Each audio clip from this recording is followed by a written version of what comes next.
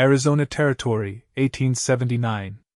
The sun was just slipping over the red hills outside of Prescott when Odessa Albright was sold to a man twice her age with fists like hammers and eyes that never softened. She stood silent in a dry barnyard, dust in her throat, her hands trembling at her sides. Her father, Thomas Albright, handed over her bride price to a man named Vernon Pike, 3 mules, a stack of pelts, and a jug of whiskey. Her mother had died the year before, and the debt from the ranch yard fire had left them desperate. Vernon offered survival. That was all it took. Odessa was 19. Vernon's grip wrapped around her arm like iron. Come on then, girl. You are mine now. She did not cry. Not when he dragged her onto his wagon, not when her little brother Finn chased after her crying her name, and not when the horizon swallowed her home. But that night, when Vernon locked her in the back room of his house and warned her not to touch anything that was not hers, she curled against the wall and let the tears come. 3 weeks passed. Odessa learned to move silent, not to flinch when he raised his voice, not to answer back when he called her useless. Her hands turned raw from washing, her knees bruised from scrubbing floors.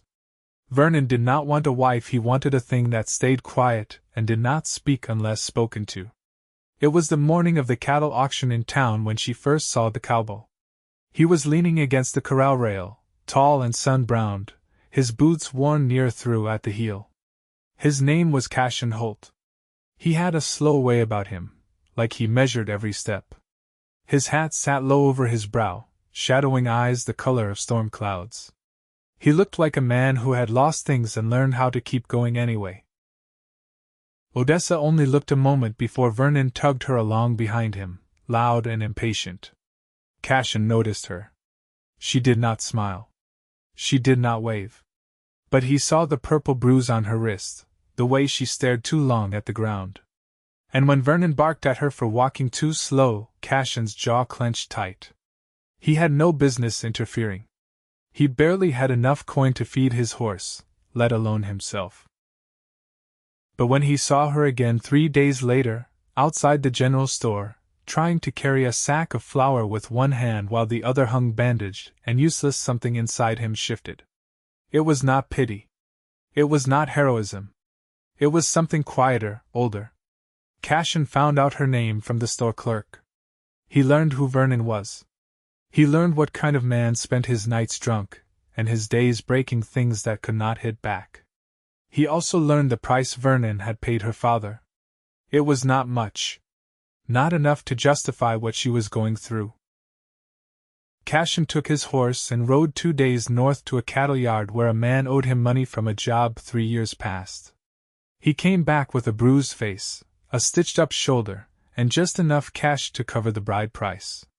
Then he went to Vernon Pike's door. Vernon opened it half-drunk, a pistol tucked in his belt. "What the hell do you want?" Cassian held out the money. "I am here to buy her back." Vernon laughed, loud and mean. "You think she is worth that?" "She is worth more than that, and you know it," Cassian said, voice level. Vernon squinted at the money, then at Cassian. "Fine. You want her so bad? Take her. But do not bring her back." Cassian did not wait to hear more. He walked past him, found Odessa in the back room, scrubbing the same floor she had scrubbed 10 times already.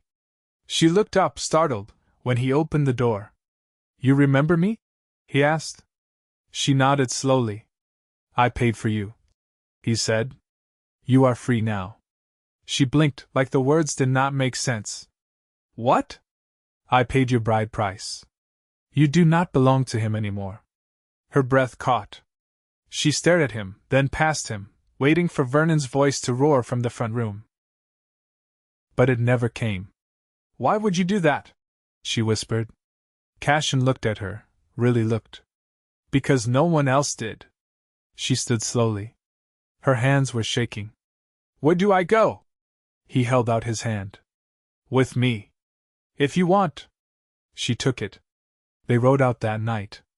Odessa did not say much, and Cassian did not ask. They camped under a cottonwood tree near Ash Fork, the fire small and low. He gave her his coat, his extra blanket, and slept with his back turned so she could rest without fear. In the morning, she made coffee with shaking hands, and he drank it without complaint though it tasted like burnt bark. They kept riding. He took her to a small cabin he had built himself, tucked in a narrow valley near the granite dells. 2 horses, 1 old dog, and a half-built barn. It was not much. But it was safe. "I do not expect anything from you," he said that night, after they unpacked. "I just wanted you out of there." She studied him a long time. "You live alone?" "Mostly," he said. "Used to be me and my brother. He died 3 winters back." She nodded. "I am sorry." They stood in silence, the wind moving through the grass. "Would you mind if I stayed a while?" she asked. His answer was soft. "You can stay as long as you want." That night, she slept in his bed, and he slept on the floor beside the door. She woke once, her breath caught in her throat from a dream she could not shake. Cassian was there, sitting up already, watching the window. "You are safe," he said quietly. And for the first time in weeks, she believed it. The rains came sudden that spring. Not heavy, but enough to soften the hard edges of the land, enough to leave a sheen on the rocks and stir the scent of mesquite into the air. Odessa stood barefoot on the porch of the cabin, watching the clouds roll west, her skirt hem damp from where she'd walked through the wet grass to check the hens. Cassian was off with the mule cart, hauling fence posts from a neighbor's mill 2 valleys over. He'd left before first light, his rifle strapped across his saddle and a tin of biscuits tucked into his coat. He didn't say much when he left, but he nodded toward the hearth before going, where he'd set out kindling and dry wood in case the storm came through. Odessa lit the fire anyway, more for the quiet company of it than for warmth. The cabin still felt like someone else's clothes, worn in all the wrong places. But it was beginning to take her shape. She'd patched the curtain over the window with a scrap of an old blue dress, arranged a shelf of dried herbs above the stove, and cleared the back corner for the rocker Cassian found discarded by the road last week. She hadn't asked why he brought it back. He didn't offer a reason. That afternoon, while the rain whispered against the roof, she opened the small cedar box she kept at the bottom of her trunk. Inside were only 2 things, a folded letter her mother wrote the winter before she died, and a hair comb carved from cherrywood. She ran her thumb over the teeth of the comb and didn't cry. When the door creaked open near sundown, she was kneeling by the hearth, stitching the hem of a sheet torn by wind. Cassian stepped inside, soaked to the knees, smelling of iron and rain. "Cart axle cracked," he said, setting down the tool bag. "Had to walk the last mile." She stood, wiped her hands on her apron, and reached without hesitation for the towel hanging near the stove. She offered it to him. "Sit," she said. "I'll heat the stew." He didn't argue. He peeled off his wet coat, boots squelching as he moved, and eased down onto the bench by the fire. Odessa ladled stew into the tin bowl, tore a heel of cornbread from the loaf cooling on the shelf, and handed it to him. Cassian ate slowly, careful not to drip on the floor she just cleaned. When he finished, he looked at her, not with expectation, but with quiet interest. "You always know what to do," he said. She didn't answer right away. "I don't know much," she said finally. "But I know how to keep things mended." He nodded, then glanced toward the rocker. "You got it cleaned up." "I did." She folded her hands. "You plan to sit in it someday?" He gave the barest hint of a smile, the kind that flickered and passed. "I don't sit easy." She tilted her head, studying him. "You never talk about your brother." His shoulders tensed just enough to notice. He leaned forward, resting his elbows on his knees. "He was stubborn," he said. "Couldn't read a map straight. Always thought he knew better than the trail." "What happened?" "Got kicked by a steer. Broke 2 ribs. Thought he could ride through it. Fever took him before the thaw." She didn't speak. The fire cracked once, loud in the silence. "I buried him by the cottonwoods," he said. "Figured he'd want to be near water." She nodded, then returned to her sewing. I think he'd be glad you're not alone now. Cassian looked at her, long and steady. You don't have to stay here. I know. You could go to town. Take work. Make a life somewhere brighter. She set the needle down carefully. I don't want bright. I want quiet. He didn't press her. When the lamp burned low, she banked the fire, and he moved to the corner to roll out his blanket. But she stopped him with a word. Cassian. He turned. If I asked you to sit in that rocker, would you? He blinked once, then stepped over, lowered himself into the curved wood, and leaned back with a breath. She smiled then, the first smile not borrowed from memory. I think it suits you, she said. He watched her with something unspoken in his face, something gentle and unsure. Maybe it suits both of us. And for the rest of the night, either of them moved. The storm passed quiet over the hills, and the firelight held steady between them. By mid-May, the high grass along the ridge turned gold at the tips, and the sun held longer in the sky each day. Odessa had taken to rising before the birds, not because she needed to, but because the quiet of those early moments belonged only to her. She'd sit out by the creek with her skirt tucked around her ankles, feeling the cold water slip over her toes, watching the mule deer come down from the pines. Cassian had begun carving fence rails again, working in a steady rhythm that left splinters in his palms and sawdust in his beard. He never asked her to help, but she ran the draw knife over the bark anyway, easing the labor where she could. He'd glance over now and then, not to check her work, but to make sure she wasn't tiring herself out. One afternoon, while she was stripping wild onions near the porch, she caught him watching her with a look she hadn't seen on a man's face before. Not hunger, not ownership, just something slow and wondering, like he was trying to memorize the shape of her laugh. She said nothing about it, but that night she laid her hand on his forearm as she passed him a cup of warm cider. He didn't flinch, didn't move away. His fingers turned over hers for a breath, only long enough to let her know he felt it too. The next morning, a letter came by the hands of a traveling preacher who passed through on foot every spring. Cassian didn't take mail often, but this one bore the name of a man he used to trail cattle with Elam Greaves, out of Camp Verde. Cassian read it once, then again, slower. When he folded it, his jaw was set tight. What is it? Odessa asked, shading her eyes against the sun. Elam's got a contract up north driving a herd to Winslow, he said. He's short a man. You thinking to go? He didn't answer right away. It's 2 weeks out, maybe more with the rains. Pays good. Could finish the barn, maybe get another meal. She nodded once, then looked out toward the hills. I've never been here alone. I wouldn't ask you to stay if it wasn't safe. She met his eyes. Do you want me here when you get back? He stepped down from the porch, the letter still in his grip. I do. Then I'll be here. That evening, she packed him dry bread, smoked venison, and a boiled egg wrapped in cloth. She didn't speak much while he saddled the gelding, but she watched every motion, as if memorizing the weight of him. Before he mounted, he turned to her. You sure? I'm not afraid of quiet, she said. He reached for her hand, then paused. If I come back and you're gone, I won't be. He nodded once, then rode out before the sun touched the mountain's edge. The first 4 days passed in a hush.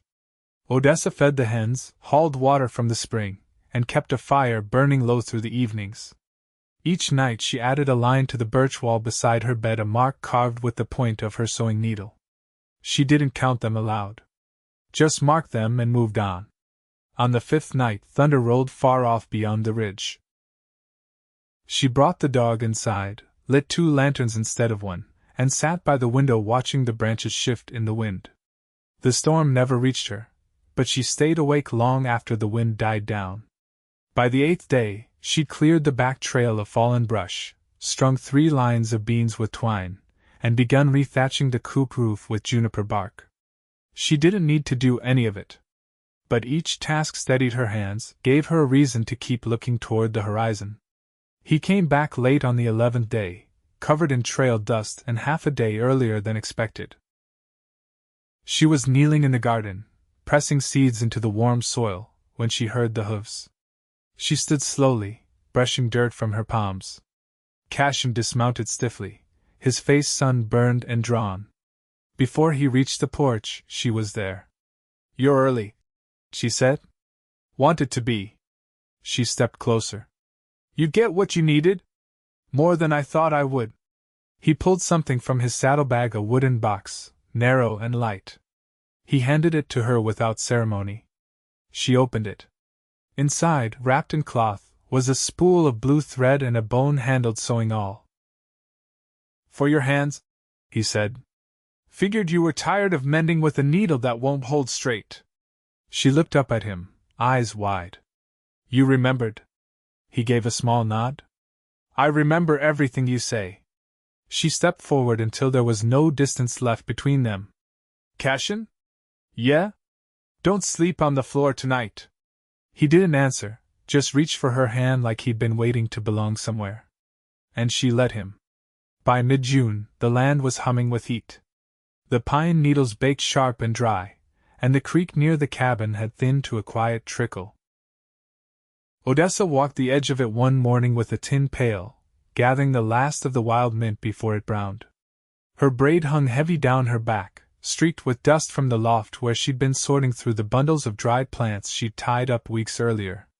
Cassian was in the back field, hammering braces into the final corner of the barn. His shirt clung to him with sweat, the scars on his arms catching the light when he lifted the beam into place. Neither of them had spoken much that day, not out of silence but ease. There were times when words did little but clutter the air. When the sun dipped low, Odessa brought out a crock of cold beans and cornmeal cakes. She waited until he'd set aside the hammer and rinsed his hands in the basin by the post. They ate on the porch, legs stretched out, the dog curled beneath Cassian's boot. "You ever think about what comes next?" Odessa asked, brushing crumbs from her lap. Cassian leaned back, eyes on the sky. "You mean after the barn's done?" "No. I mean after this." "Quiet." He nodded slowly.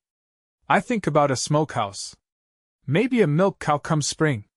She watched him, her voice steady. "And what about me?" He turned to her, the last of the light soft on his face. "I think about you first." She looked down at her hands, the skin across her knuckles sun-darkened and strong. "I don't know what kind of wife I'd be. I wasn't taught much about tending to a man's pride. I don't need my pride tended," he said. "Just the truth." She was quiet a moment. Then, "There's things about me I haven't spoken. Things I still carry. I don't need to know them unless you want me to." She looked up again. "I had a sister. Younger. Died when she was 12. Fever took half the valley that year. I was the one who sat with her when she stopped breathing." Cassian didn't speak, just waited. "I think about her when I wake up," she said. "Every day. Like maybe she'd still be here if I'd done something different." He rested his hand on the porch rail, palm up. Not reaching. Just waiting. Odessa laid hers over his. "She was the only one who saw me," she said. "Before everything went wrong. You're still here," he said. "Still worth seeing." She didn't cry. But her fingers tightened around his, and he didn't let go.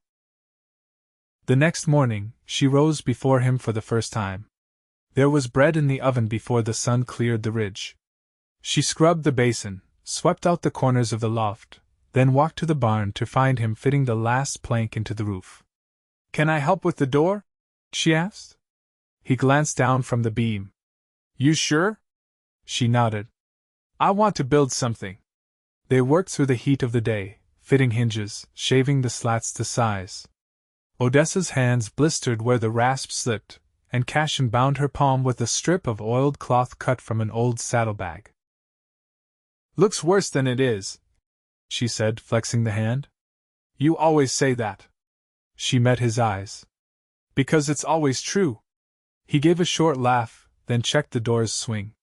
When it settled clean into place, she stepped back and looked at it solid square, hers as much as his. That night, they didn't light the lantern. Instead, they sat beneath the open sky, their shoulders brushing with a quiet familiarity either one had named aloud. "Odessa," he said, voice low. "Yes? If I asked you to stay for good, not out of debt, not out of kindness, what would you say?" She turned toward him, her profile silvered in moonlight. "I'd say you already know the answer." He nodded once. Then she leaned into him, not all at once, but slowly, like roots settling into warm earth. And he wrapped his arm around her with the kind of care that didn't ask for permission, because it had already been given. They didn't speak again that night. They didn't need to. The land had gone still, the air sweet with blooming yucca, and the sound of two people finally at rest carried farther than any vow could reach. The first frost came early that year, sharp and sudden. Odessa woke with her fingers curled close to her chest, the breath in the cabin visible in soft clouds. Cassian had already risen, and she could hear the dull rhythm of him splitting kindling outside. She wrapped herself in the wool shawl she'd finished weaving 2 weeks earlier, her first, dyed with black walnut, and stepped out to meet him. He didn't speak at first, just passed her a split log to stack. The smell of pine resin clung to his sleeves, and there was a new stillness in the air, like the world was holding its breath. "What do we need to bring in before snow stays?" she asked. He leaned on the axe handle, brow furrowed. "The last of the potatoes. And I need to finish the smokehouse roof. I'll see to the root cellar. We'll need to fix that latch. It's loose." He nodded. "I'll do it after breakfast." They hadn't spoken of marriage, not in the church sense, but everything between them moved forward like something already promised. She knew the way he liked his coffee, stiff and hot with molasses stirred in. He knew to leave the windows cracked at night so she could hear the owls. They'd made no vows, but there wasn't a corner of her life he hadn't stepped into gently, and not a piece of his he hadn't offered. That afternoon, as the sun crept low and pale, Odessa hauled the last of the onions from the garden bed and began hanging them in braids from the rafters. Cassian came in, dirt on his hands, and set a wrapped parcel on the table. "From the blacksmith's wife," he said. "I helped her with her roof last week. She sent this along for you." Odessa unwrapped it carefully. Inside was a small jar of beeswax salve and a folded length of muslin, hand-stitched at the edges. "I never met her," she said, surprised. "She said women who work with their hands need looking after." Odessa ran her fingers along the stitching. "I forget sometimes that I'm seen." "You're not hard to see," he said simply. She set the cloth down. "What do you think about building a small lean-to for the goats? If we're thinking of getting a pair in spring, they'll need shelter." He stepped close enough to touch her elbow. "You're settling in." "I think I already did," she said. That night they sat by the fire with their chairs turned toward one another. She mended the hem of his work shirt, and he sharpened his draw-knife. The dogs snored at their feet. Outside, the wind moved like water across the tall grass, but inside, everything was still and sure. "You ever want to go back east?" he asked, not looking up from the blade. "No," she said. "That life's behind me, and I don't miss the sound of it."